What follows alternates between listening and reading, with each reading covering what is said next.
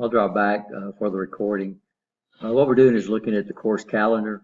And, what we're going to do is, this is the first class. Drop add-ins when? Tomorrow. College is closed on the 28th. Syllabus agreement will be due on the 21st. Assignment 1 will be due on the 1st of June. Assignment 2, and then we won't look at all the assignments. Okay. And then the college, let's see, so assignment, test 1's going to be on what? June the 14th. We won't have any classes on the 18th through the 22nd, right? You understand that? Okay. Because we'll be in training. Registration for the fall term is open here, but I think you can actually enroll in some classes now. This is July the 4th, so what we have is going to have a holiday, but we're going to have a test on the day y'all come back, right? You understand that? Then test 2 here, test 3 will be on the 26th of July, and the final exam will be on the 31st. Everybody okay? Okay.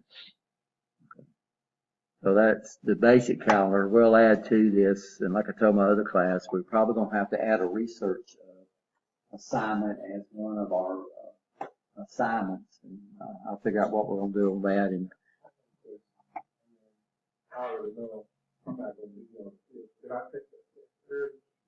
no, it's 3 tests, and what we do is we drop your lowest test score for that reason. So you'll be fine as long as you do okay on the other tests. I can't give a test early, right? You should understand that. Huh? Huh? Well, it still don't make any difference. This is policy, and it's in the syllabus that we don't give any makeup tests. But what we do is we drop your lowest test score. So if you're absent on the day of a test, then that will be your lowest test score. So instead of you taking the test, it will be what? It will be dropped. And that's the one reason we do that in this class is because we understand that sometimes things happen and you can't make it to the test. But the problem is I can't give it late because we'll have to review the test later on the next class. So, oh, sorry, that's all right. And that's why we do that. So, the assignments, we already know some of them are up here. What's our first assignment? It's the same thing in all my class, is to complete the syllabus quiz and all the other kind of stuff, right? Then the second assignment is to complete the course, to send me emails just to verify that my email sort's okay and everything. And then this will be the last assignment. This don't have a number, and this is the course evaluation, and they'll tell us when that is available. Okay? So I'll probably remove this link out of here now because why? Yeah, it's going to be over here on the website. Course content. This is. I'll probably come out and remove some of these lectures here. They take up a lot of space. Most of these lectures are up on YouTube anyway. So I try to post the lectures on here, and I'll move these over, and there'll be another link in here that says last time the course was taught. So what I like to do is keep the lectures from last time in here, also with the new lectures. The classes don't flow exactly the same, but it's pretty easy the way it's identified where you can figure out what lecture. So that way, if I don't get them uploaded in time, because it takes so long to upload these dang things, and my computer's got to be online. It can upload in the back. Well, it can, but I have to go out and do it. And it takes longer to upload them than it does to record them. So usually I'm about 2 classes behind before I can get them up on YouTube. And then I'll link them into the Blackboard site. But since I recorded them last time I taught the class, if you're absent, these lectures are going to be available, and all you have to do is just go up there and figure out which one it will have. I'll try to put something out there to let you know what we lectured on. So if you are absent, you'll know which one of these last term videos you can come in and look at, so you don't, you'll still be, because a lot of the stuff that we're going to look at is not in a textbook. We are going to use the textbook that you used in motor control. That'll be the textbook that we'll use. So you need, huh? It's still his book here, or they changed? No, it's still orange book. And that's the only one I know. If they've come out with a new version, I don't know. This is the newest version. I don't know which one it is. Which version is that? Like the fourth? Huh? Yeah. Yeah, the third edition. Everything, the chapters, what they've done, what they did is everything's about the same. It's just that they took real long chapters and split them into what? Smaller individual chapters. But everything in there, as far as I could tell, is still the same. I think they've added something on variable speed drives, which we're not going to touch on. But what we're going to be looking primarily is the chapter on sensors anyway. It might have a different chapter number, but it's still the same chapter.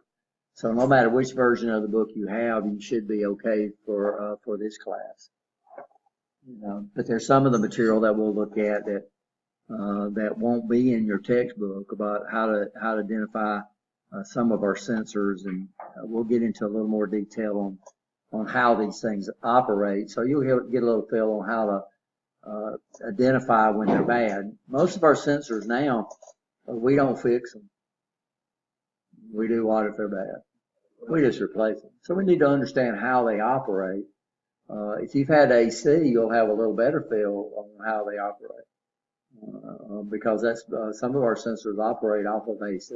They use some of the functions that you learned in AC as far as inductance and capacitance goes. But we'll talk about look at those also. So these are going to be the recorded lectures. So like I said, what I'll do is I'll move all these. So these are the topics we're going to look at. First of all, what we'll do today, and I'm sorry some of them's not available. We'll lecture a little bit over here, but what we're going to do is we're going to end up the class over in the mechatronics lab. And what we're going to do there is look at our manufacturing line over there, because they're automated, and of course automation basically deals primarily with sensors. And we'll look at the application of these sensors and actually in a true environment and see what they do. We'll talk a little bit about what they'll do. We won't get into a lot of definitions or explanation of how they work. But we'll just say, okay, this sensor senses metal, this sensor senses anything, this sensor uses light, and we'll look over them and see how those things work.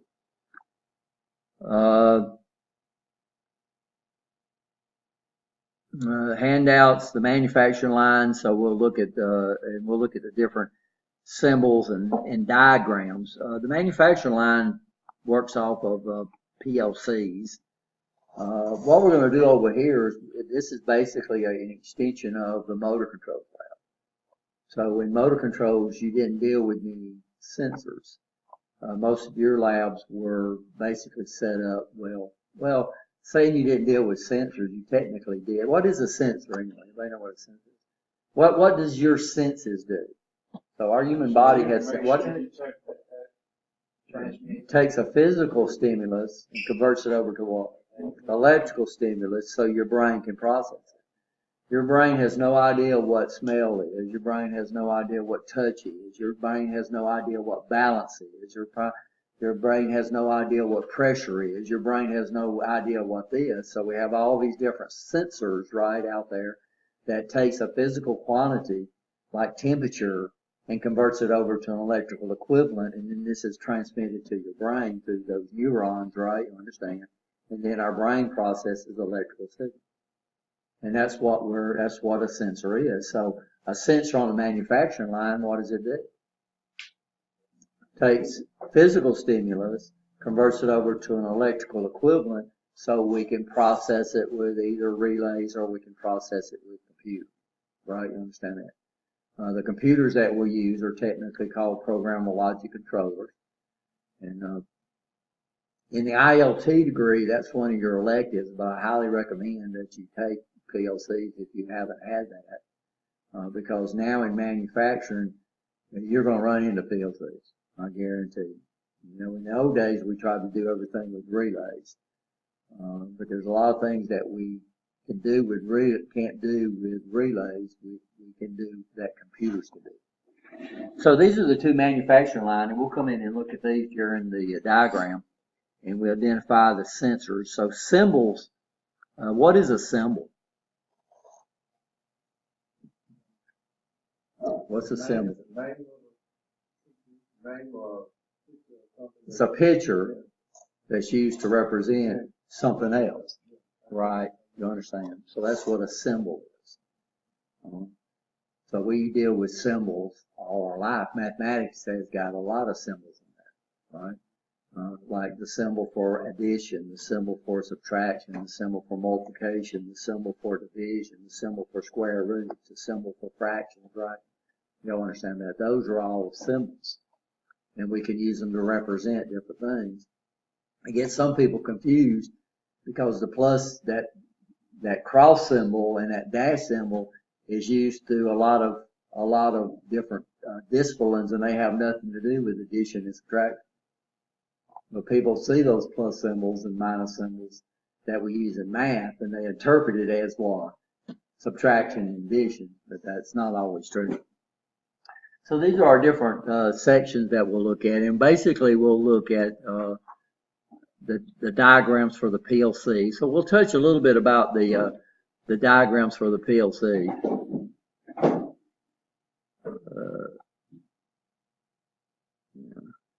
So we'll be looking at some of these and understanding these symbols. So these are different symbols for different types of sensors. Well, they're sensors. So a push button is a sensor. Because what's it doing? Well, it's taking a physical stimulus, which is you doing what? Pressing it, right? You understand, and converting it over to what? An electrical equivalent so it can be processed, right? By a controller. So yeah, these are sensors. We usually don't call them sensors because they've been around so long. We call them push buttons or switches, right? You understand? Like a limit switch. A limit switch is a sensor, but limit switches have been around almost since automated systems have been there. So we call them limit switches, even though technically they're a what? They're a mechanically operated sensor. So these are simple. We'll look at these, and the symbols for sensors in PLCs is a little different than the symbol for the sensors that we use in motor control. So these are symbols for sensors, but that symbol tells you exactly what that sensor does, right? That makes sense. So we'll look at the sensors for that we use in PLCs, the symbols. And then we'll look at the symbol that we use in motor controls. For this class, we're going to hardwire these sensors into a control circuit. Everybody okay? So limit switches, push buttons, and then of course other sensors that we're going to look at during the term.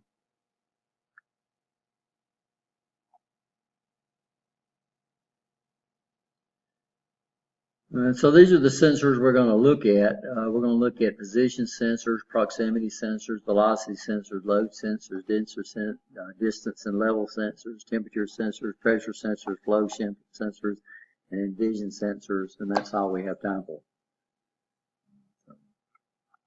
We don't have flow sensors available. We do have pressure sensors, temperature sensors. We'll look at these. The load sensors, I don't know if we got any labs on those. Velocity sensors, I know we don't have labs on those, but we'll look at those on the manufacturing line. Are we okay so far?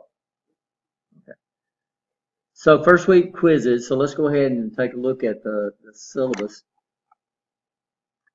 Of course, the syllabus is divided into two documents. We give out what we call a syllabus brief. I get the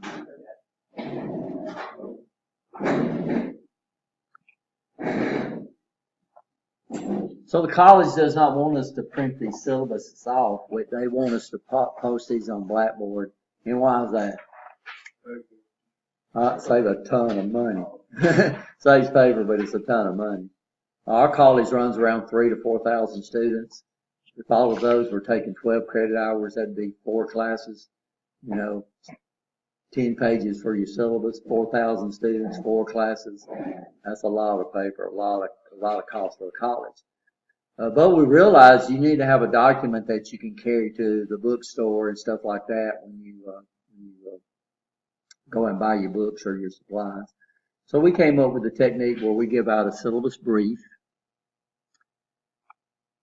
which we used to put this information on the syllabus, but we don't anymore. We put it on the brief. So the class meets from May 23rd, which is today, to July 31st. It meets on Tuesday 30, from 8:30 to 1:30 p.m. No, 12:30. I'm sorry. Did yours say 12:30? Okay. Well, I don't know. I thought I uploaded the new one. Yeah, so at least at 12:30. So on this campus, it's going to be in this room. But like I said, we'll do some stuff over in the mechatronics lab because that's where we'll actually see sensors, a lot of sensors that we don't have the ability to use. We'll see them in a true manufacturing environment. My contact information, Hoyt's contact information, he's the secondary contact. So the book we'll use in this class, and we're just going to use the sensor section, is the electrical control book that you should already have. The labs will give out. It's actually a supplement, so the labs will give out to you. So you won't have a lab book. We'll provide the labs for you. First week assignments and quizzes, everybody's okay there. Everybody should be okay with logging into the Blackboard. Everybody okay there? I mean, you got to do that. Everybody's okay on getting your email, right?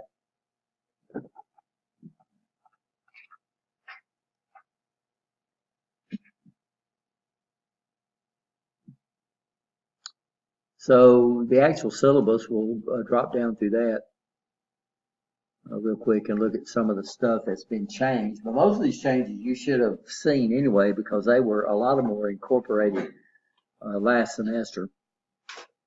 So everybody here's had motor controls, right? Okay there. And then the textbook again, but notice we don't put who I am. We just put C brief because that's part of the syllabus now.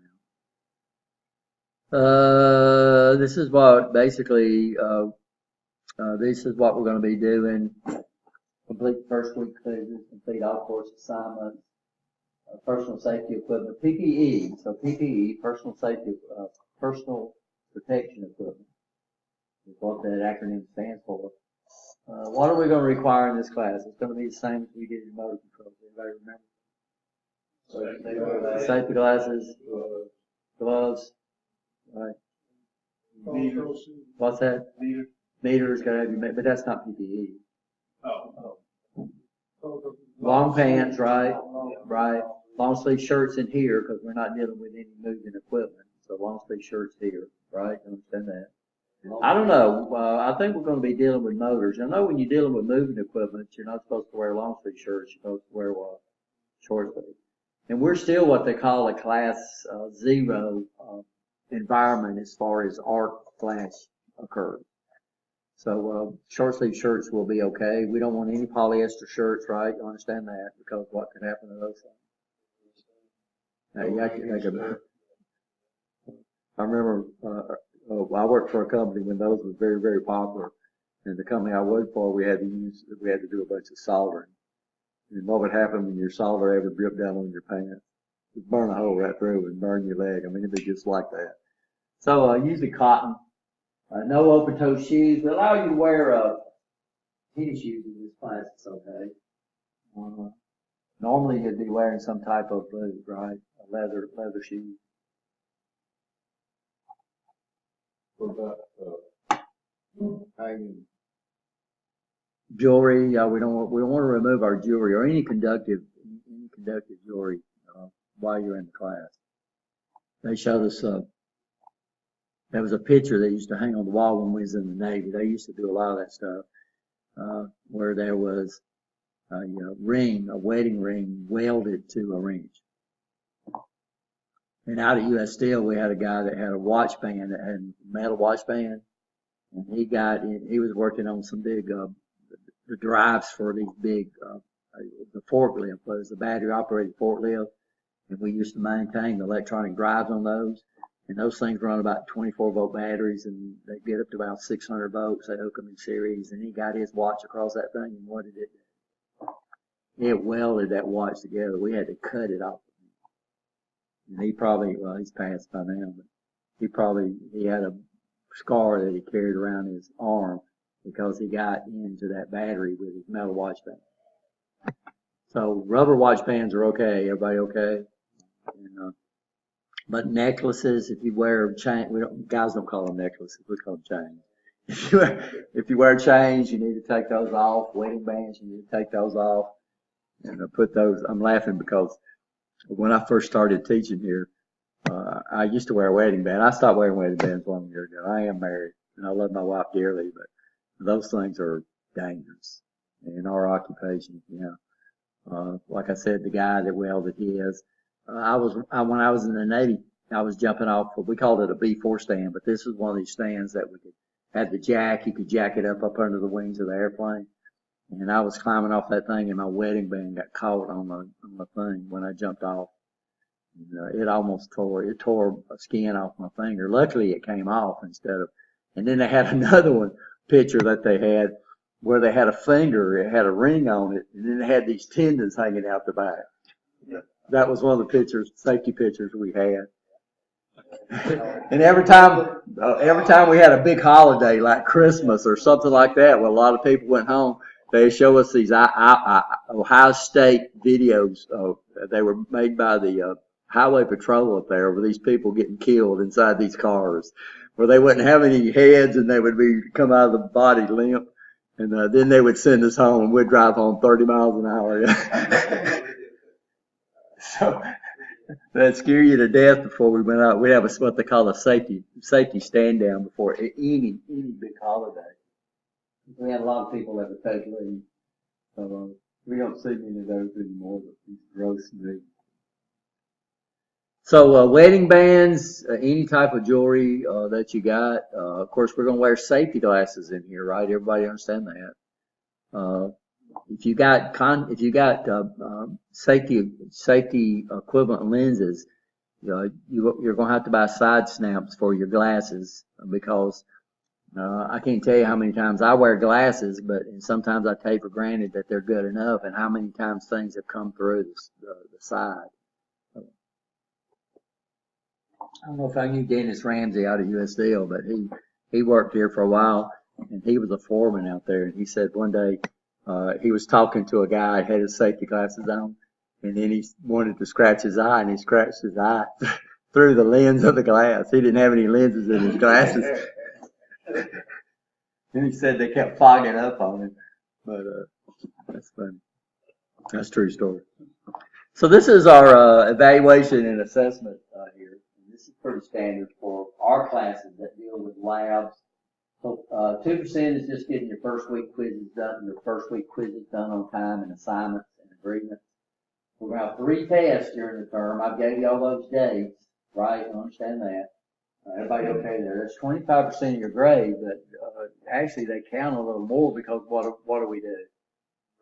Well, it's still 25%, but each test don't have as much weight as it appears because only 2 of them actually count towards your grade, and it automatically drops at the end of the term. All your assignments and your homework is 13%. Labs is pretty heavy. That's 35%. Just having all your required supplies and equipment. This will include your PPE, right? And then final exam is 20% of your grade. Everybody okay there? First week quizzes, testing. This is where we explain what Anthony was talking about. So that's what we do. We understand that during an 8-week term things happen and you might miss 1 test, but if you miss 2 tests, you're in big trouble. Homework and assignments, these are going to be posted on the calendar when they're due. Labs, we already understand those. Well, what we do, the lab, we're in this class, what we want to do is we want to do the lab. So at the end of every lab assignment, it's very similar to the motor control. In fact, they're actually supplements to the motor control book. Is a section of lab questions that you're supposed to answer, right? You understand that? We don't do those in class. These are what you do at home, right? You understand? So what I do is when you get a circuit signed off, what I'll do is or when you get a lab signed off, I'll put a date that it's completed, and I'll put a due date, which is the next class. And what that does is that gives you one class to do go out there and answer those questions. Now it's okay if you're waiting on me to sign off a lab, but there shouldn't be a big delay in this class because it's a very small class, right? And like I said, what we'll probably do is we'll probably split up into 3 groups. How many we got in the class? We got 8. I'll have to figure that out. So we're getting more equipment in. Eventually what we're going to do is we're going to move the sensor class over to the blue panels. And then the motor controls class will have access to all of the white panels. And what that does, like this semester, we're teaching both classes at the same semester. So they're doing motor controls at night, and we're doing sensors during the day. Well, if one of the classes are too big, then we've got a big problem, right? You understand that? So what we're doing slowly with grant money is we're stocking up to do the labs on the blue panels. Currently, we got, I think, 2 more sets coming in. So before the end of the term, we should be able to move over here. So I'm going to have to figure out how many of these panels we can use, and also how many, leave enough for the motor controls lab to do. Usually in this class, we work in group teams of up to 3. So I think we got 8 people in the class. So that'll be 2 groups of 3s and then 1 group of 2. And I think that's the way we'll probably work if everybody shows up. It wouldn't be the first time that I've taught a class where we had people register for a class and then never show up. So that would be 3 panels. I think we'll have enough to use the white panels. We might let some of y'all use the blue panels just to see if we've got everything we need, because they actually use different types of relays and stuff like that. A lot newer too. We okay so far? Final exam, everybody okay? Everybody understand at Lawson you got to make at least a C to pass the class? Everybody understand that? Recorded lectures, I make an attempt to record all the lectures in the class. And I explained the problem we have with the new application that we have, but it's really saves the college a lot of money every year. We're using an application called Screencast-O-Matic, which is what we have going on here. But the problem is that it doesn't automatically upload the lectures. I gotta upload the lectures. So I have to deliberately go in and upload them. It takes longer to upload them than it does to actually record. So usually I try to do it on Fridays. And starting in June, I don't know the date. The college is going to be closed on Friday also, but it's no big deal to me. And my computer has got to be plugged up, hooked up to a network the whole time those things are recorded. And what was neat about the application we had before was Tegrity. Is anytime you turn your computer up, it would start uploading the other lectures in the background. If you stopped it, it would keep up. So like right now, it would be uploading this lecture, another lecture in the background, which is pretty neat. So I have to upload them to YouTube. Then I have to put a link in the Blackboard site to the recorded lecture. But if you wanted to see lectures, even from previous terms and previous classes, all you need to do is just go up on YouTube and just search for Rich Raymond, and then you can subscribe to that channel, and then you'll see all those lectures up there. Withdrawal, I have problems with this almost every term, where a student will just stop coming. And if a student just stops coming, then what do?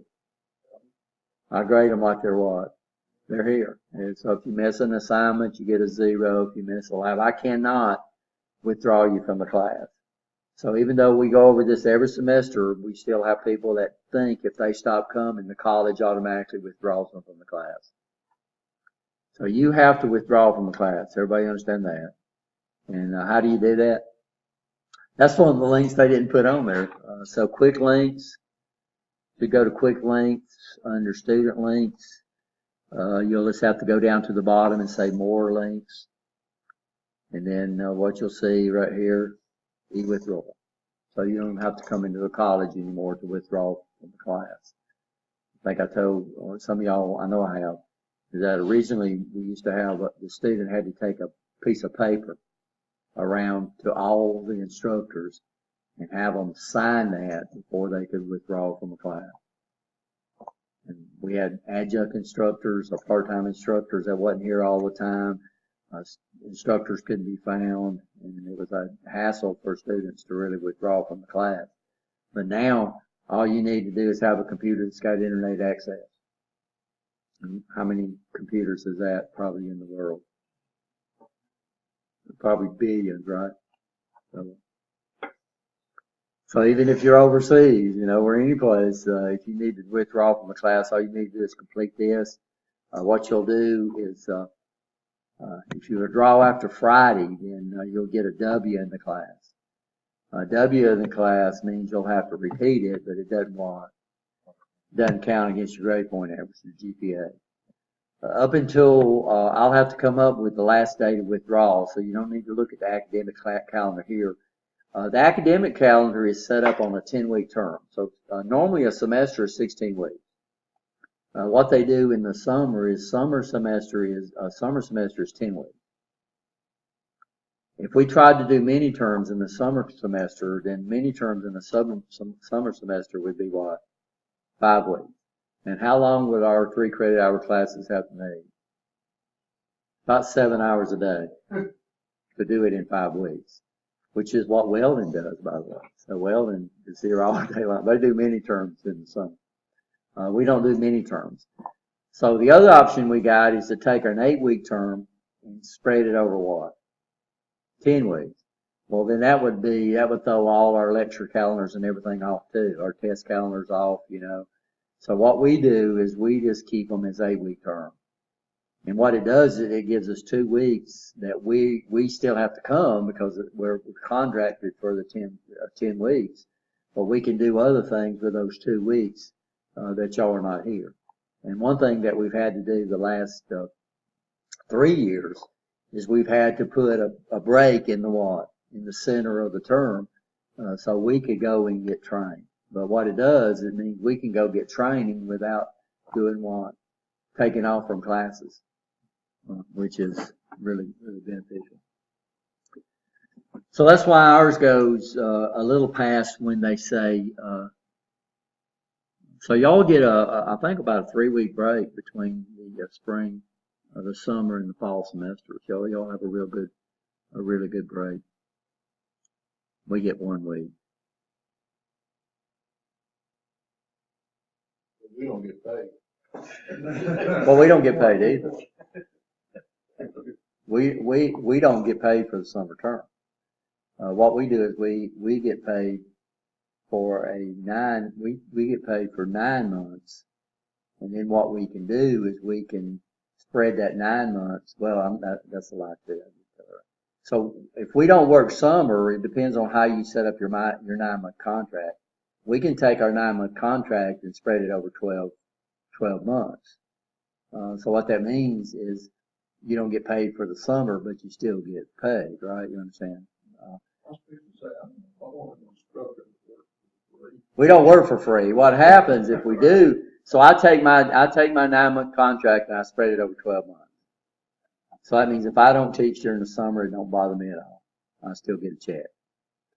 If I do teach during the summer, I do get paid. But You do get a little extra. yeah, a lot of extra. Okay. A lot extra.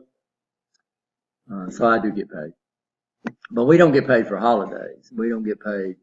We get paid the same thing every month. So we're salaried. So we don't get paid for holidays. So we get paid for so many instruction days per year. And that's the way our salary's based, which is really, really good, but we don't get paid for holidays even though we get them, right? Does that make sense? And if we teach in the summer, we do get paid, but it's extra pay. I was just joking.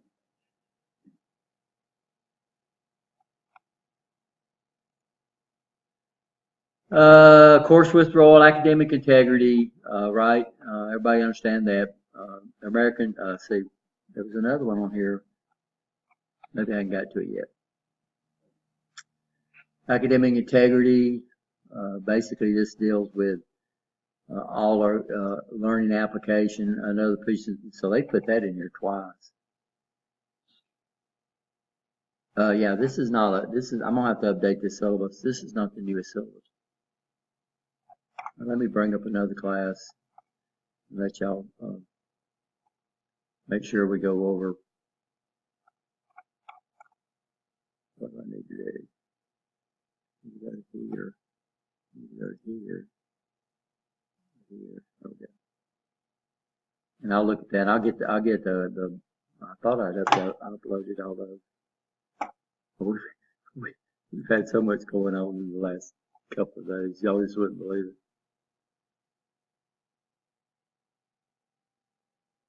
Not that one, this one.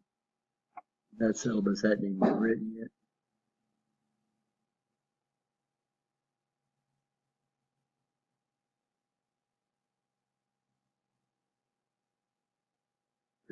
So I'll go back and cut and paste this stuff, the actual stuff that's in here now.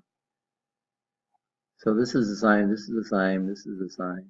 Withdrawal, and in academic integrity, what they've split this into is several sections. Plagiarism, I don't know what plagiarism is. What? Yeah, claiming other people's work as your own work.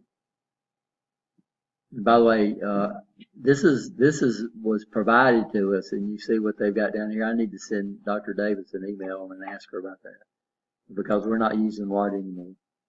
No, we're not using integrity. Cheating, I don't know what cheating is. That's copying other people's work.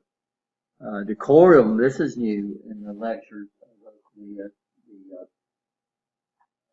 syllabus that they want us to put in there. Talks about the texting and unauthorized use of internet, sleeping.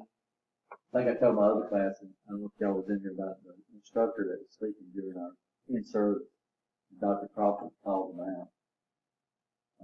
Unnecessary traffic, eating and drinking. Now, what we do in this class is, I understand these classes get long. What we do is we allow y'all to bring, drinks in here. All I ask is that at the end of the class, you make sure you do water. Throw them away or take them out with you. If we have a problem with that, we'll start abiding by this. But we don't have any eating. One thing that Nancy, another thing attracts bugs, another thing that bothers people when you're back there chomping and smacking and stuff. And digging in a potato chip bag. Right. Bothers me. I don't know if it bothers anybody else. And then wearing inappropriate clothing. Of course, we're going to have our PPE. You know what our clothing is. They don't want you to wear hats. In this class, I don't care if you wear hats. I should have called that, because that's one of the next pet peeves. Of course, in earphones. College dress code, course concerns. This tells you how to do, and we talked about that. So the first person you're supposed to do is speak to who? The instructor. The second, if that doesn't resolve the matter, then the second person you're supposed to speak to is our department head, which is who? Nancy Wilson. The third thing you're supposed to do is you're supposed to submit you're supposed to go in there and fill out a form. It's online, by the way. It's not written, where you can actually generate it through the administration. And then what they'll do is they'll set in place a procedure they have to address these complaints. But guys, y'all need to really think about using this. If you get into an instructor class and it gets resolved for you, this is the way you put it out. And the course survey is very, very, very important that you do those truthfully, right? You understand? It puts the division chair and all these other people where you generate a complaint, and then when you complete your survey, you give all 5s and 4s. But what would that do on, as far as your complaint goes? It would basically make it what? Null and void, right? You understand? So here you're complaining about an instructor, and then on the course survey, you give them all 5s and 4s. And that puts the people in higher up, puts them in a predicament where you give them a good course survey, and you explain that they didn't do what? They didn't do what? Oh yeah, it's happened. It happened this last semester.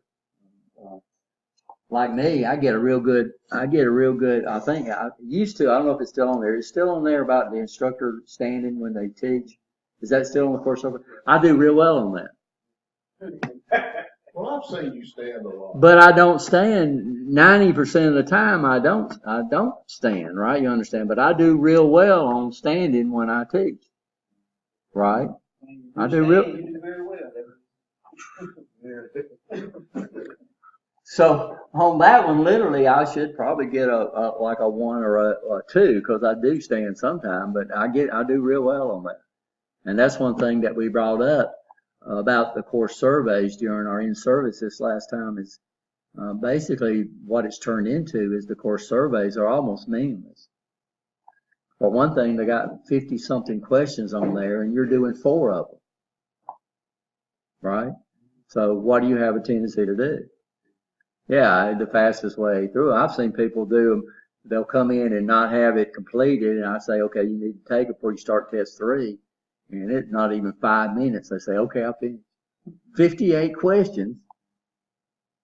That's right. Huh? That's right. I agree with you. And that's one of the things that we brought up. That's one of the things that we brought up. And then when they evaluate us as an instructor, the evaluation only deals with maybe 5 or 6 questions on that survey. So out of the 58 questions, there's only 6 of them that goes on my evaluation. Well, let me ask you, who uses that information? It's not college, it's the state. No, we use it. That doesn't leave here. Well, that's not true. It's something that they have to do as far as accreditation goes. Okay. So when they come in here this year, by the way, we're up for accreditation this year, so you might see people roaming around that we don't normally see. So the college is up for accreditation. And they go in, and that's some of the things you have to show them that the students are doing these surveys and all this other kind of stuff. Harassment, discrimination and harassment. Everybody understand that, right? American Disability Act. I've led my classes before. I cannot make special arrangements if you need some accommodations because you have a disability. I cannot make those for you. It has to be a documented disability. So if you do have a disability, then you need to have accommodations made. Then you need to either contact Miss Renee Herndon on this campus or Miss Jandy McCool on Miss Jones over on Birmingham. And then what they'll do is they'll verify that you have the disability, and then they'll send me a letter telling me which accommodations that we need to make for you in the class. But I cannot make special accommodations for anybody, right? You understand that? Without doing it what? For everybody. Everybody understand that? Cell phones, that's a big problem. Especially when your cell phone rings and you pick it up and you start talking in class. That's not good. So cell phones, we understand the importance of cell phones. Pagers we don't hardly see anymore. But cell phones, just about everybody's got a cell phone. All we ask is you just put it on silent mode, right? You're here. And if it rings and it's something important that you need to do, what? You need to get up and go out there before you answer it, right? You say, well, they might hang up, but what usually pops up every time you get one? Yeah, who it was, so you can always go back out there and call, right? Okay. Acceptable use policy, this is about all the equipment we have. You need to take care of it. Discrimination, we don't have any harassment or discrimination on this campus. Children on the campus, they don't allow children to be on campus. And then, of course, the course calendar, and we've already went over that. Where's the course calendar? It's on that one. These are our notes that we added. Of course, cheating's in there already. Disability, This is the one we have problems with right here. So if you stop attending, you need to do what? Yeah. Also, if you come in late, that should be on here also. If you come in late, you need to let me know. If you're gonna leave early, you need to let me know, right? Everybody okay there? And no profanity in my classroom. Okay. Okay, that's the syllabus. Anybody got any questions on that? Okay, guys, y'all go ahead and take y'all 10-minute break and come back in and we'll start looking at some stuff.